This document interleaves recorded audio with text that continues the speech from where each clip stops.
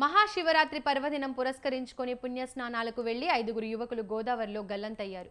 తూర్పుగోదావరి జిల్లా తాళ్లపూడి మండలం తాడిపూడిలో ఈ ఘటన చోటు చేసుకుంది. తాడిపూడి గ్రామానికి చెందిన 7గురు యువకులు మహాశివరాత్రి కావడంతో ఉదయాన్నే గోదావరిలో పుణ్యస్నానాలు చేసేందుకు గోదావరిలో దిగారు. ఇసుక మేటలు ఉండడంతో యువకులు నడుచుకుంటూ గోదావరిలో వెళ్తుండగా మేటలు కిందికి కుంచుకుపోయి 5గురు యువకులు గల్లంతయ్యారు. స్థానికుల సమాచారంతో సంఘటనా స్థలానికి చేరుకున్న పోలీసులు గల్లంతైన వారి కోసం గాలిస్తున్నారు. ఘటనా స్థలిలో యువకుల కుటుంబ సభ్యుల రోదనలు మిన్నంటాయి.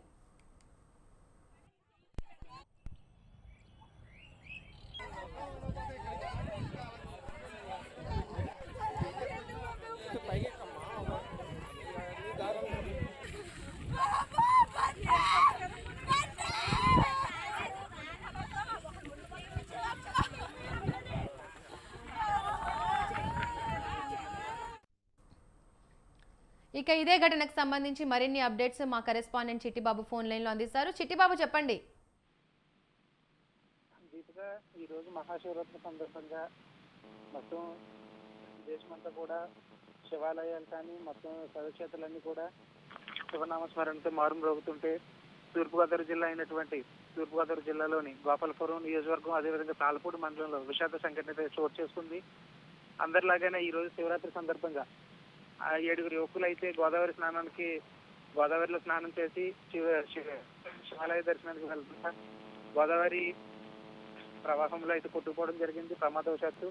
అయితే వీరంతా కూడా ఉదయాన్నే లేచి శివుని దర్శించుకునే క్రమంలో గోదావరి స్నానానికి వెళ్దామని చెప్పేసి మొత్తం 7గురు యువకులు అయితే గోదావరిలో దిగడం జరిగింది. అయితే అట్టుగా అక్కడ ఉన్నటువంటి ఇసుక మేటలు వీళ్ళు గ్రహించకపోవడంతో ఇసుక మేటలు కృంగిపోయి సుమారు 5గురు యువకులైతే కనుక ఆ గోదావరిలో మునిగిపోవడం జరిగింది. వారిని అక్కడ ఉన్నటువంటి స్థానికులు గుర్తించి సహాయ సహకారాలు అందించినప్పటికీ కానీ యువకుల ఆచూకైతే లభించలేదు. ప్రస్తుతానికైతే 2 యువకులు అయితే మరణించినట్టుగా తెలిసింది. అయితే మిగతా 3 కోసం కూడా వెతుకుతున్నట్టు సమాచారం.